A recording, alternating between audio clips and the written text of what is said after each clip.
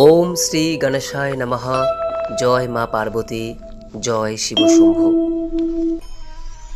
সমস্ত দেবতার পূজার প্রারম্ভে যে দেবতার নাম অবশ্যই স্মরণ করতে হয় এবং তার পূজা করতে হয় তিনি হলেন সিদ্ধিদাতা, বিঘ্ননাশকারী ভগবান শ্রী গণেশ। বন্ধুরা, সনাতন ধর্মে সমৃদ্ধি এবং সৌভাগ্যের দেবতা বলে গণ্য করা হয় ভগবান শ্রী গণেশকে। এমন কোনো হিন্দু বাড়ি নেই যে বাড়িতে গণেশজির মূর্তি বা ছবি থাকে না, কারণ তিনি হলেন সিদ্ধিদাতা, বিঘ্ন নাশকারী। তাই সমস্ত শুভ কাজের প্রারম্ভে প্রথমে তাকে স্মরণ করা হয়। সেই গণেশজিরই সব থেকে বড় এবং সব থেকে প্রধান উৎসব হিসেবে পালন করা হয় গণেশ চতুর্থীর দিনটিকে, কারণ ভগবান শ্রী গণেশ এই দিনই জন্মগ্রহণ করেছেন।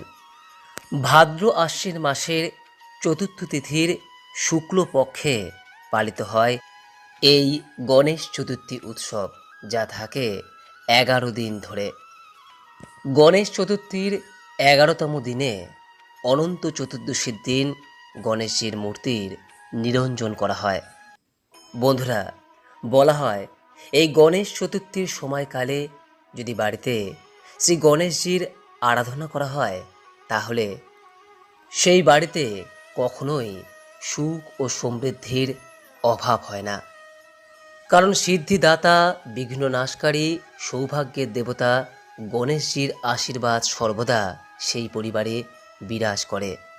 তাই বন্ধুরা, এই গণেশ চতুর্থীর প্রাককালে ভগবান শ্রী গণেশের পারলে অবশ্যই এইভাবে পূজা করুন। বন্ধুরা, এই বছর 1432 বঙ্গাব্দ 2025 সালে এই গণেশ চতুর্থী পড়েছে আগামী 10ই ভাদ্র 27শে আগস্ট বুধবার দিন। ঘটনাচক্রে বুধবার দিনে ভগবান শ্রী গণেশের জন্ম হয়েছিল, আর সেই কারণে এই বছর গণেশ চতুর্থীতে একাধিক শুভ যোগের সৃষ্টি হচ্ছে। এই বছর গণেশ চতুর্থীতে থাকছে লক্ষ্মীনারায়ণ যোগ, ধনযোগ, গজকেশরী যোগ, আদিত্য যোগ, রবি যোগ এবং সর্বার্থ সিদ্ধি যোগ। এই সমস্ত শুভ যোগের সুফল পেতে এই বছর বুধবার দিন ভগবান শ্রী গণেশের অবশ্যই পূজা করুন। নিশ্চিত রূপেই সিদ্ধিদাতা গণেশের কৃপায় আপনি যে উদ্দেশ্যে পূজা করবেন সেই উদ্দেশ্যে সিদ্ধি লাভ করবেন। আপনার সমস্ত প্রকার বিঘ্ন তথা বাধা দূর হবেই হবে।